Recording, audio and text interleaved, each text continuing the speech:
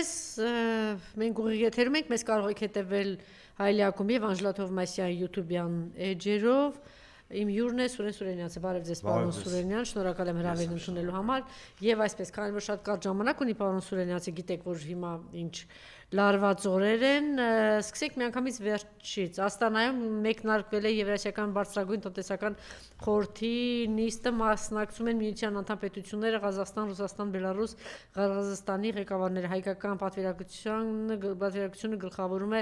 Մհեր Գրիգորյանը։ Պուտինի եւ Լուկաշենկոյի գագաթնաժողովի շրջանակներում երեք մի քանի անգամ զրուցել են Հայաստանի վերաբերող մտքերի կարճատև փոխանակում եղել է, բայց այդպիսի առարկայական խոսակցություն չի եղել, պարզապես ժամանակ չի եղել, այսպես է ասել Պեսկովը։ Հայաստանից լոլիկի ներկրումը սահմանափակելու ռադավորոշման Երևանից արձագանք դեռևս չի ստացել, հայտարարել է Դմիտրի Պեսկովը։ Վերջին բաներ եմ ներկայացնում Վլադիմիր Պուտինի եւ Մհեր Գրիգորյանի առանձին հանդիպում նախատեսված չէ, սակայն նրանք ցանկության դեպքում կարող են զրուցել ԵԱՏՄ գագաթնաժողովի շրջանակներում, հայտարարել է Պեսկովը։ Բացի այդ գիտեք որ 3, ինչը հայտնի դարձավ, որ Ռոսպոտրեբնadzորը հրահանգել է, որ պիտակավորման, ուրեմն Ժերսկի Զնակ պիտակավորման համակարգի օպերատորին կասեցնել ջերմուկ հանքային ջրի 64.5 միլիոն միավորի վաճառքը Ռուսաստանում, հայտնել է գործակալության մամուլի քարտուղարը։ Որոշումը պայմանավորված է պարտադիր տեխնիկական կանոնակարգերում հայտնաբերված խախտումներով։ Իդեպ նաև ասվում է, որ 20-ից 27-ը այստեղ իրենք ուսումնասիրություններ են կատարել եւ այդ ուսումնասիրությունների արդյունքում է եւ որոշում է կայացվել մի շարք գյուղմթերքների արգելք Ռուսաստան։ Սրա մասին է պիտի խնդրեմ, որ դուք խոսեք։ Եվ նաև երեկվա լուրջ հայտարարություններ եղան Ռուսաստանի կողմից, դուք դրան տիրապետում եք, դա կարող է տեղի ունենալ ցանկացած պահի, ասել է Շայգուն, խոսելով Կիևի վրա հարձակման մասին, բայց նաև խոսել է Հայաստանի եւ ԱՄՆ-ի միջև ռազմավարական գործընկերության համաձայնագիրը օժանդակություն ընտրաշավին, հայտարարել է ՌԴ քարտուղար Սերգեյ Շայգուն, ավելի լուրջ մանրամասների մեջ խորանալը դժվար է, որովհետև նախ այդ մանրամասները չկան եւ երկրորդ ռազմավարական գործընկերության պայմանագիրն ինքնին պետք է նախատեսի առանձին ուղղություններ եւ դրանցից յուրաքանչյուրը պետք է բավականին խորը մշակված լինի, ասել է Շայգուն եւ նաեւ դատապարտող մի շարք հայտարարություններ մենք լսեցինք Մարիա Զախարովայի կողմից, Ուշակովի կողմից, ԵԱՏՄ-ին Հայաստանի մասնակցության թեման կքննարկի միավորման գագաթնաժողովում, որը տեղի կունենա այսօր, հայտարարել է նաեւ Ուշակովը։ ՀՀ-ի կողմից դեռևս պատասխան չի ստացվել նամակին ուղղված հանրապետության ՏԿ նախարարությանը, որով զգուշացվում էր գազի, նավթամթերքի եւ ալմաստի մատակարարման համաձայնագրերի հնարավոր չեղարկման մասին։ ԵՄ-ին ՀՀ-ի անդամակցության գործընթացին շարունակման դեպքում, ասել է ՌԴ էներգետիկայի նախարարը։ Խնդրեմ։ Ես շատ հայտարարություններ կան, բայց մի բանի մեջ է ընդհանրապես Տրամփի ուղերձից կսկսեմ, որտեվ դա ըստ էության հայ-ռուսական հարաբերությունները ավելի փչացնելու է։ Տրամփը երեք գիտեք, որ բացահայտ աջակցություն հայտնեց Նիկոլ Փաշինյանին, սա այլևս զարմանալի չի արևմտյան էլիտաների համար այդ ցինիզմը։ Բայց այս դեպքում մենք գործ ունենք շատ վառ արտահայտված ցինիզմի հետ Տրամփի պարագայում, որովհետև եթե ուշադրություն եք դարձրել այդ տեքստում Հայաստանի տնտեսական կարողությունները ավելացնելու մասին, Հայաստանի անվտանգության մակարդակը բարձրացնելու մասին որևէ տող չկար Տրամփի։ Փաստորեն Տրամփը ինչ է ասում, Տրամփը ասում է, եթե շատ հստակ ձևակերպեն կարճ իր ասելիքը, ասում է, որ Հայաստանը աջակցում եմ Նիկոլ Փաշինյանին, որովհետև Հայաստանը դառնում է տրանզիտ Կենտրոնական Ասիայից ռեսուրսները Եվրոպա հասցնելու համար, այսինքն սպասարկում Ամերիկայի էներգետիկ շահերը, ասում է, որ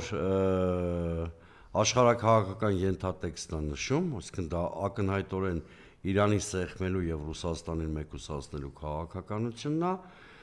եւ որևէ բառ Հայաստանի մասին, որևէ բառ Նիկոլի մասին կա,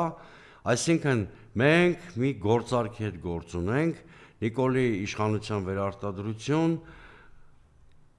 Սյունիքի դիմաց, Այդ գործարքի անունը դա է։ Եվ բնականաբար այդ գործարքը իր բնույթով ինչքան հակահայկական է, այնքան էլ հակաիրանական եւ հակառուսական է։ Եվ ըստ այդմ Շոյգուի արձագանքը հենց այդ արդիվ էր, ըստ այդմ պիտի հետևեր իհարկե նախընտրական տրամաբանության մեջ արված։ Բայց նախընտրական տրամաբանությունից բացի կա աշխարհակահաղական, այսինքն Նիկոլ Փաշինյանը վերածվել է աշխարհակահաղական գործիքի, դրա դիմաց լուծում են իր իշխանության վերարտադրության խնդիրը, Հայաստանը վերածում են աշխարհակահաղական շահերի բախման կիզակետի։ Շոյգուի արձագանքը այդ տրամաբանության մեջ էր, նաև Ռուսաստանից հնչող գնահատականները։ Հիմա սпасել, որ այսօր Աստանայում միանգամից Հայաստանը կարմիր քարտա ստանալու ընթացակարգերը դա չէ ենթադրում իհարկե,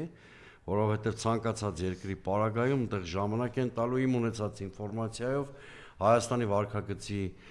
հարցը բարձրացնելու է Կենտրոնական Ասիայի երկրներից մեկի ղեկավարը։ Ես նման ինֆորմացիայի եմ տիրապետում եւ քննարկվելու է Հայաստանի հարցը, չգիտեմ բաց թե կուլիսներում, մեր Գրիգորյանը առանձին հանդիպում Պուտինի հետ չի ունենա, դա եւ սուբորդինացիայի խախտում է եւ արողակարգի խախտում է եւ ընդհանրապես Պուտինի ոչի մեջ չի մտնում նման այդ կարգի սուբորդինացիայի խախտումը, մանավանդ որ Հայաստանը հիմա վարում է Ռուսաստանի էլիտայի կարծիքով թշնամական քաղաքականություն։ Հայաստանը կստանա դեղին քարտ, այսինքն իրան ժամանակ կտան որոշակի ինչ-որ խնդիրներ լուծելու համար, կամ այս արկածախնդիր քաղաքականությունը վերանայելու համար։ Ստեղ Ռուսաստանը վարում է քաղաքականություն, որը երկու նպատակ կարող է ունենալ։ Նախ փորձում է այս քայլերով ազդել Հայաստանի հասարակական կարծիքի վրա, այսինքն շատ բարձր, իհարկե ընտրություններ, բավական ուշացած չի, ուշացած է, բայց հիմա այդ է։ Եվ երկրորդը փորձում է բարձրացնել այն գինը, որով կարող են խոսել Նիկոլ Փաշինյանի հետ։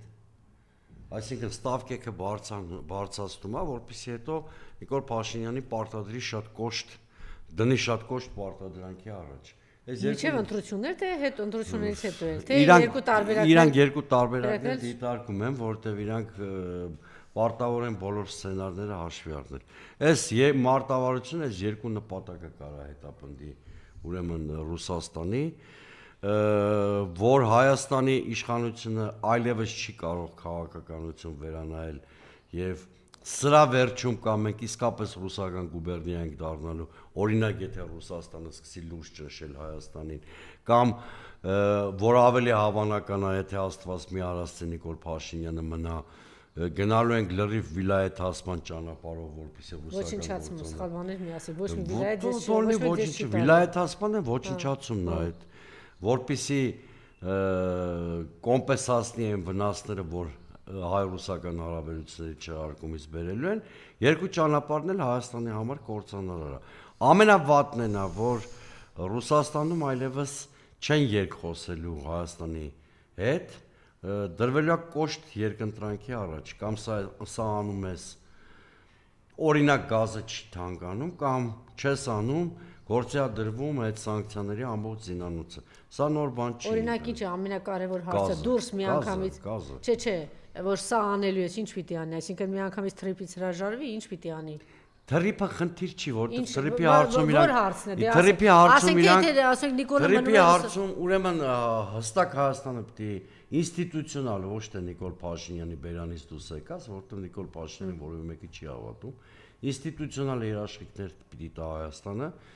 որ Ռուսաստանի թշնամական բլոկների հետ մերձեցման քաղաքականություն չի վարելու։ Խոսքս Եվրամիության մասին է, խոսքս այդ արևմուտքի հետ հարաբերությունների ավելի խորացման մասին է, սա մեկ։ Երկրորդը թրիփի հարցը իմ խորին տպավորությամբ եւ համոզմամբ ռուսները չեն էլ քննարկում Նիկոլ Փաշինյանի հետ, այնտեղ եթե կոմպրոմիսներ կամ ընդհանուր օրակարգեր լինի, իրանք միանգամից Միացյալ Նահանգների հետ են պայմանավորվելու։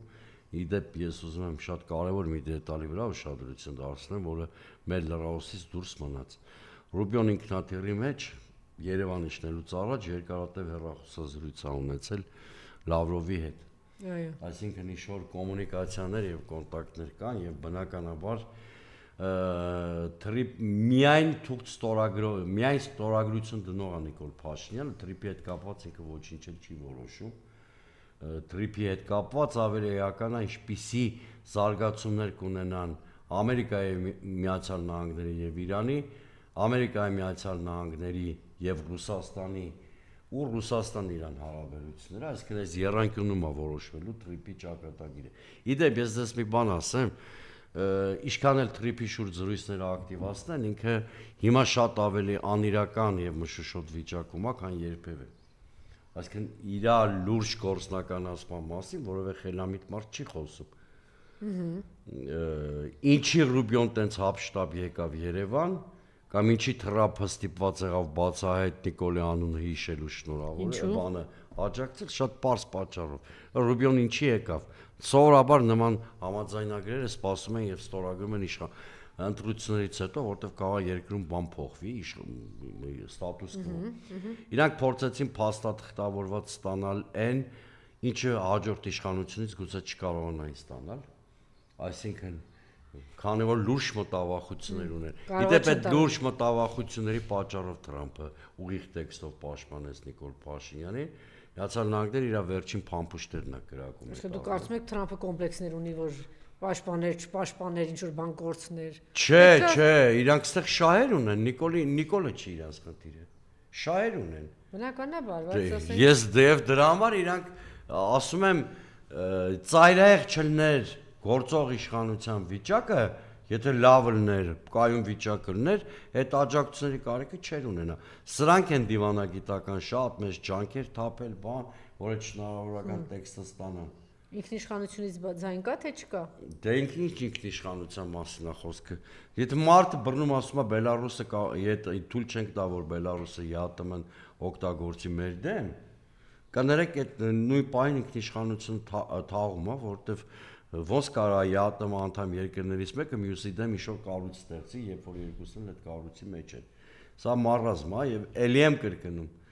Այս մեր հասարակության մի մասի մոտ կարծիք կա, որ Ռուսաստանը նես կատակներ է անում կամ կապրիզներ է անում։ Այդ մարտիկ կամ ռուս-ուկրաինական կամ ռուս-վրացական հարաբերությունների դինամիկայից բացարձակապես գաղափար չունի։ Դուք մի կարևոր բան ասեցիք, ասում եք, որ կփորձի, այսպես ասած, ճնշել եւ ստանալ, օրինակ ԵՄ-ից հրաժարվելու կոնկրետ փաստաթղթավորված ինչ որ մի բան, չէ՞, Ռուսաստանի դաշտում։ Օրենքի չեղարկում օրինակ են հայտնի։ Հա, կարող է հասնել դրան։ Նախ այդ օրենքի տղելը ծիծաղելու էլի։ Ուրեմն Եվրամիության անդամ դառնում են Կոպենհագենի հռչակագրի չափանիշների հիման վրա, որը ենթադրում է նախանդամակցության հայտ, եւ հետո Եվրամիության անդամության հավակնող երկիրը պիտի ծովային կամ ցամաքային սահման ունենա Եվրամիության հետ։ Մեր պարագայում երկուսն էլ չունի, որովհետեւ Թուրքիան 99 թվից հերթի մեջ է, ակնհայտորեն անդամ չի դառնալու, այնտեղ շատ լուրջ խնդիր կա, Վրաստանի ու Եվրամիության հարաբերություններն է գիտեք, ավելորդ չնկարագրեմ, մեղմ ասած բարեկամական չի, մեղմ ասած, եթե չասեմ թշնամական է։ Հիմա այս սիտուացիայում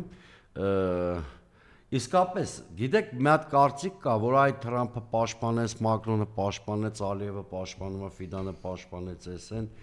Նիկոլ Փաշինյանն էլ ոչ մի խնդիր չունի, ես էլ ասում եմ ինքը շատ վատ վիճակում է, դրա համար տես բացահայտ միջամտության անհրաժեշտություն է եղել, որովհետև չի լինում եւ ընդհանրապես պետության ղեկավարները չեն սիրում, երբ որ իրանց դսից տղա է գալի պաշտպանելու բան, առնվազն որտեվ հետո իշխանությունը այդ մարկանց պարտք են մնում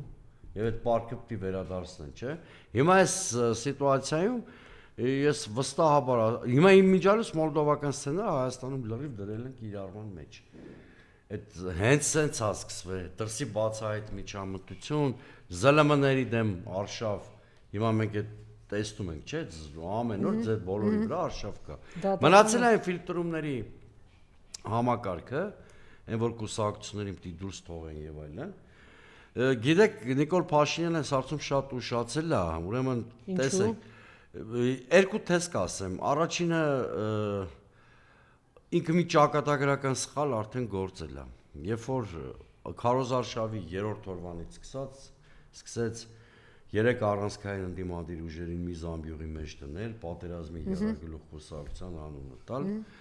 ընդհանրապես նպաստեց այդ ուժերի էլեկտորատների բյուրեղացմանը, եւ սոցիոլոգիայի մի հատ չգրված օրենք կա, երբ որ դու որպես լուզեր գավիժող վարկանիշով իշխանություն ինչ-որ մարկանց տիրախավորում ես, հասարակության չկողմնորոշված մասը այդ ուժի այդտեղ ուժա տեսնում եւ սկսում է դեպի այդ ուժերը կողմնորոշվել։ Հիմա Նիկոլ Փաշինյանին հուշում են հենց այս ժամերին ու օրերին երկրորդ ճակատագրական սխալը, որը անշրջելի կարա դառնա իր համար։ Ասում են 3-ից 1-ին առնվազն թույլ մի տուր կամ թեկուզ ձերբակալի, բայց ֆիլտրեք, 3-ից 1-ին ֆիլտրեք, որ բանը։ Հիմա ես հերթով անդրադառնամ ու ասեմ, ուրեմն տեսեք, եթե ընդունենք ընդդիմադիր դաշտի ֆավորիտ ուժեղ Հայաստանին են անում, բանին։ Սա որևէ ձևով այդ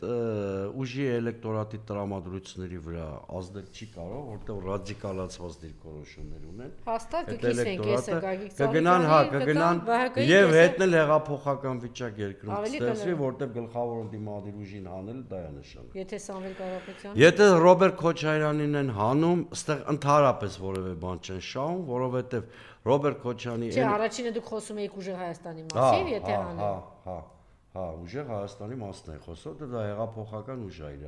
բնույթով, գլխավոր ուժն է, չէ՞, սպայն։ Եթե Ռոբերտ Քոչյանին են հանում, դարձյալ որևէ բան չեն շահում, որտեղ Ռոբերտ Քոչյանի էլեկտորատի չափը եկեք չգնահատենք, բայց ամենակաղաքականացված էլեկտորատն է։ Եվ ամենառադիկալ։ Հա, եւ իրանք վստահաբար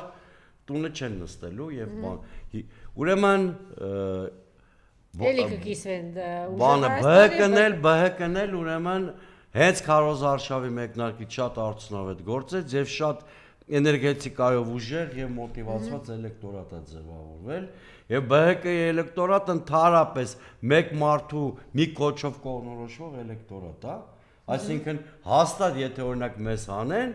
մի կոչը հերիք է որ այդ էլեկտորատը ցանկացած ուժի ում համար կոչ։ Ասենք եթե ասի գնացեք Այո, իհարկե։ Մի կոչով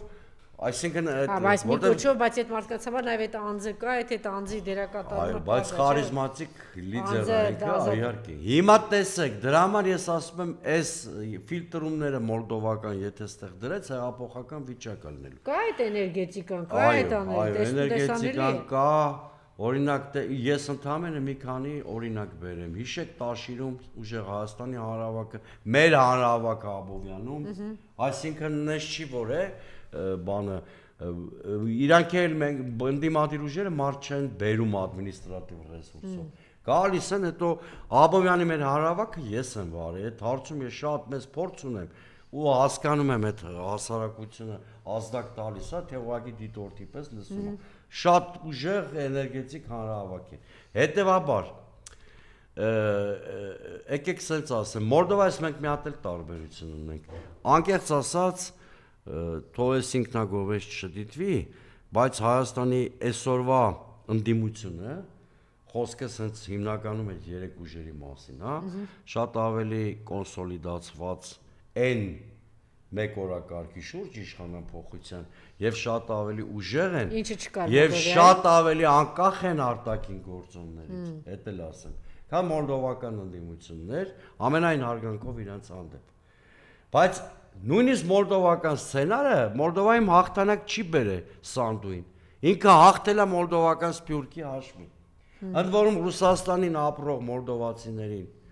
սահմանափակել են քվեարկել ամբողջ Ռուսաստանում 2 թե 3 տեղամաս էին բացել։ Երբ որ ասենք բանում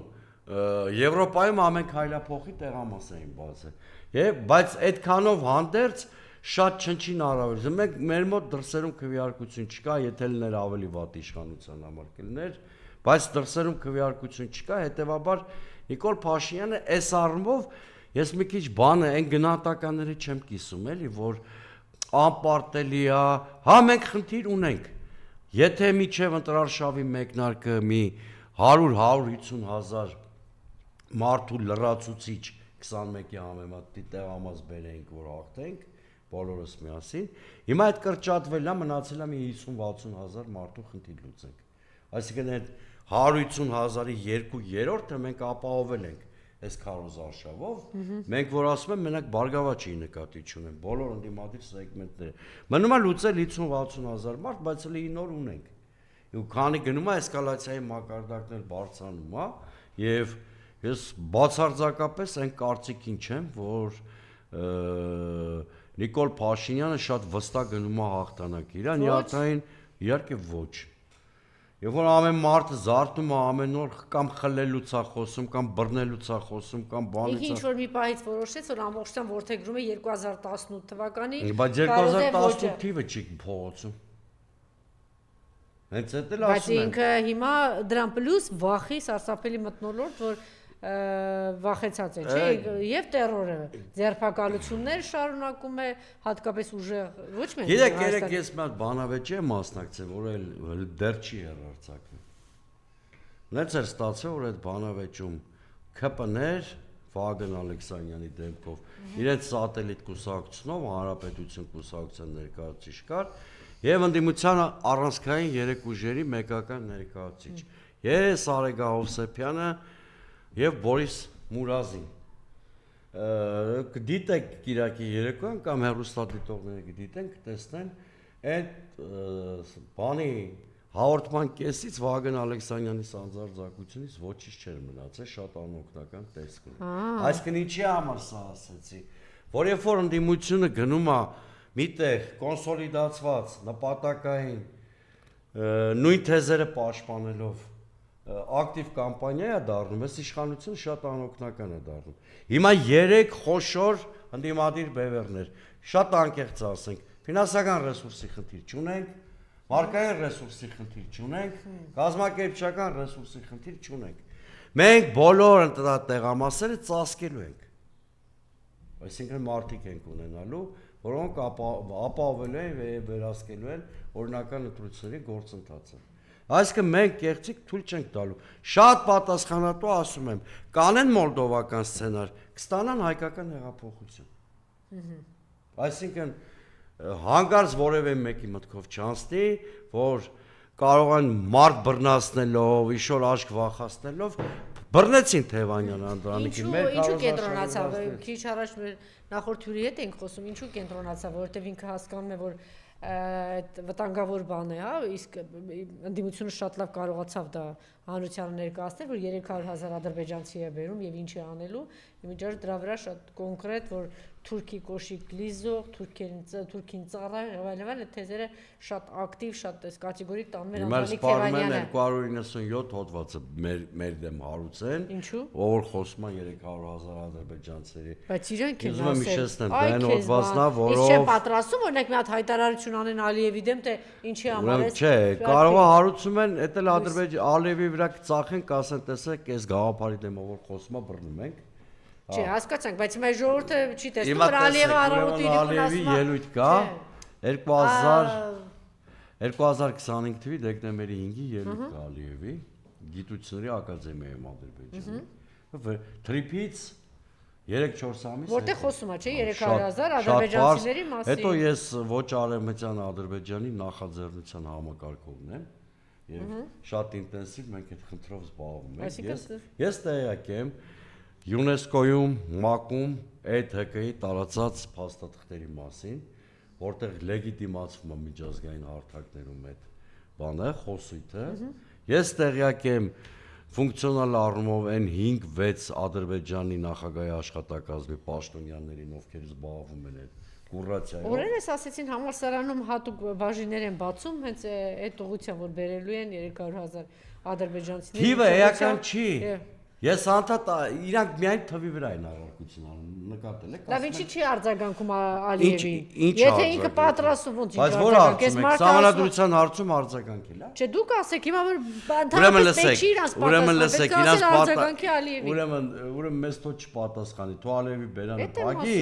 Մենք էլ այդ թեմային սիրով չեմ խոսա։ Ուրեմն տեսեք Իրանք մի հատ բան են ասում։ Հանկարծ զանգի հոպարին Էրդողանին ասի լավ էլի թողտը մի հատ ասեմ։ Շատ տարօրինակ բան են արձագանքում։ Օրինակ Ալեն Սիմոնյանը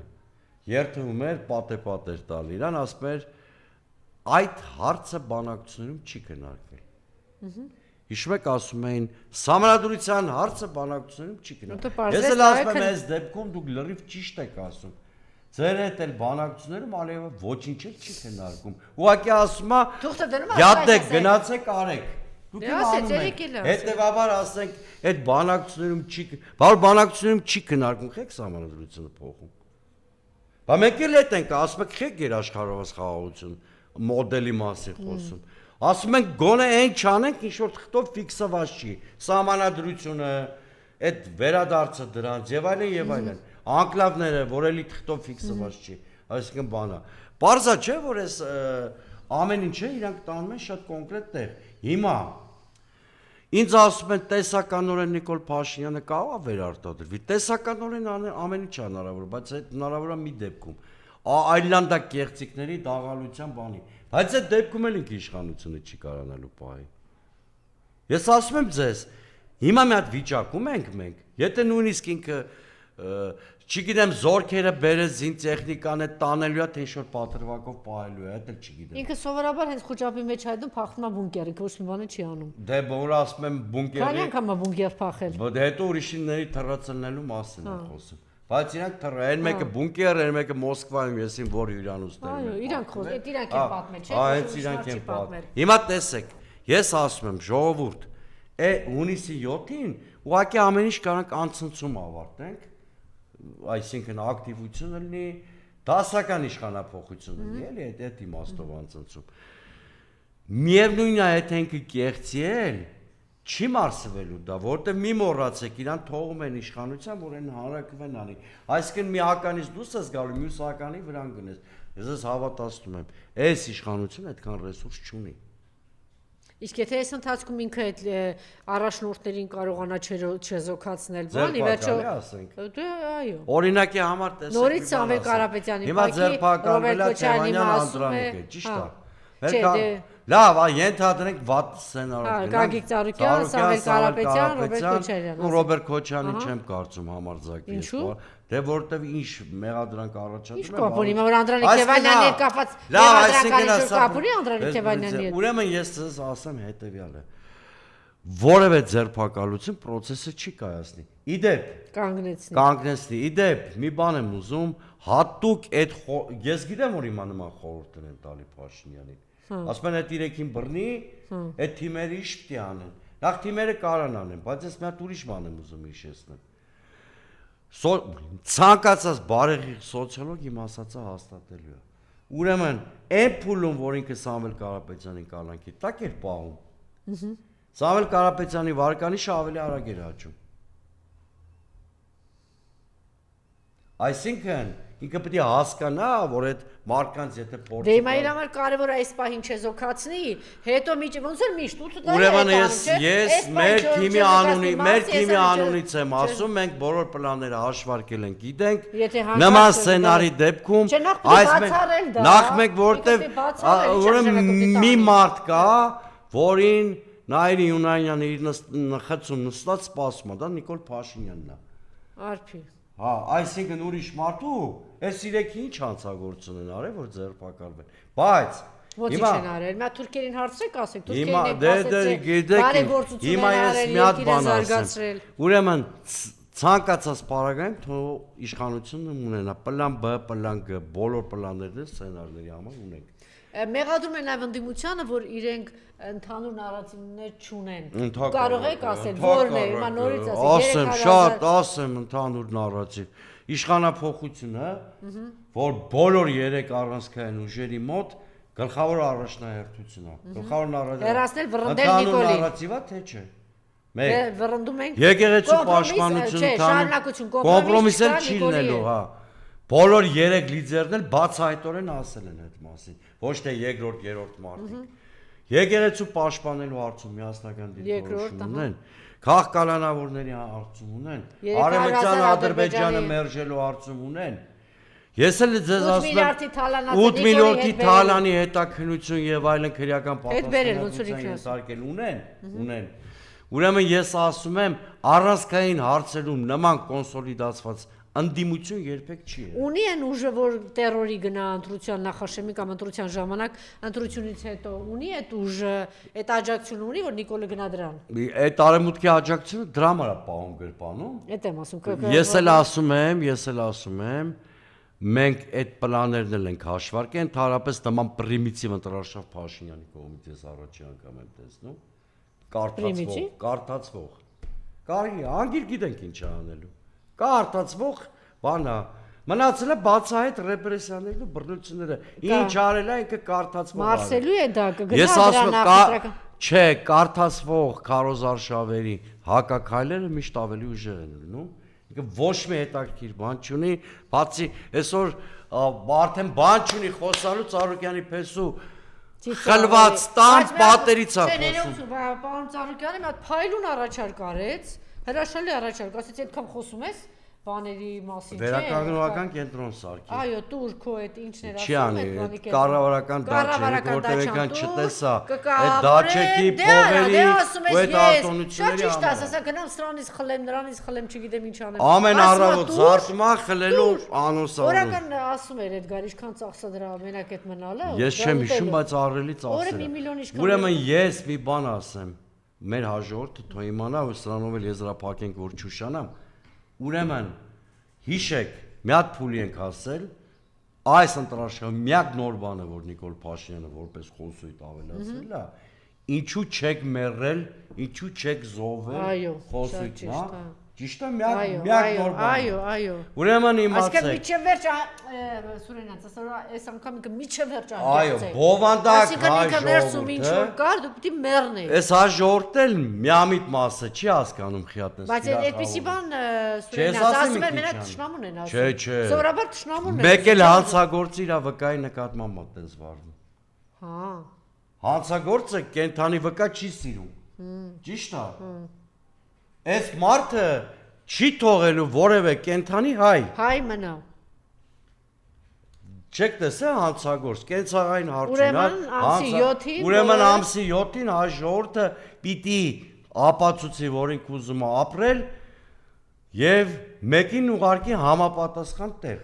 Բնականաբար այդ ամեն ինչ անում է այդ համապատասխան։ Մի հարց էլ գիտեմ, որ շատ շտապում եք, մի հարց էլ հիմա պիտի չէ, այս շքերթով ինչի հասավ Նիկոլը։ Հա, հասավ հասարակության մի հատ գիտեք մեդիագրագիտության պակաս ունեցող շեխ կա, ես մեղմ ասեմ, որտեղ շատ մեղմ ասեցիր Սուրենյանց։ Զոմբլոն է, լավ։ Ավելի բանով, լավ մի հատ շեխ կա հասարակության, որը տենց բանը տեսարաններ սիրում առանց բովանդակության մեջ խորանալու։ Բայց սա բացառապես բացարձակապես բան է, նախընտրական դեկորացիա է։ Ես մի բան ասեմ, այն իշխանությունը, որը ունի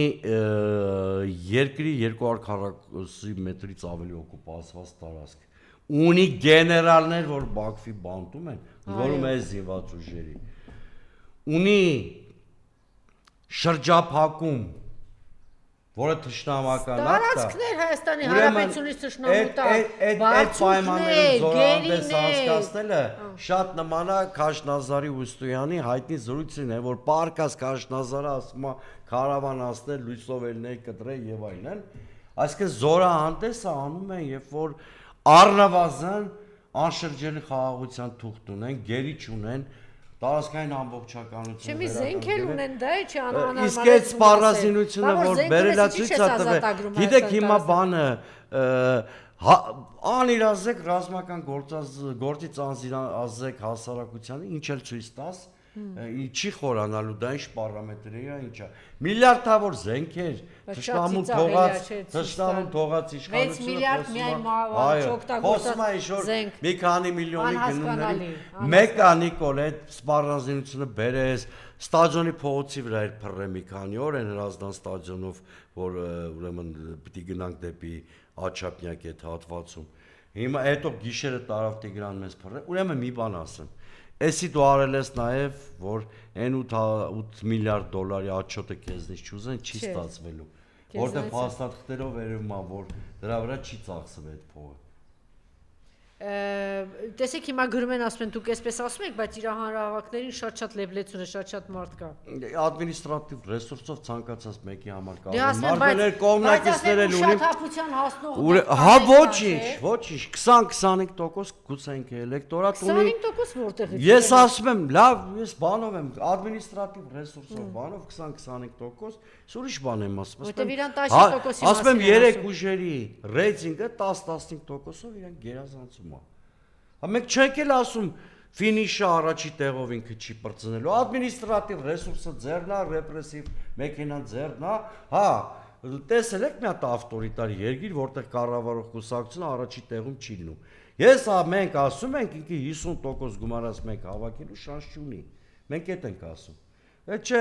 ուզում եք ես էլ բեմականացնեմ, մի 20 մարդ հիմա Չարենցի փողոց գան, այս հարցազրույցից հետո արտասվելով ինձ դիմավորել։ Շնորհակալություն։ Ես եմ շնորհակալ։ Հույսով եմ, որ այնտեղ սպասում են, թե չեն սպասում։ Չէ, մենք դրա կարիք չունենք։ Միջև ընտրություններ դեռ մենք կհանդիպենք։ Մեծ սիրով։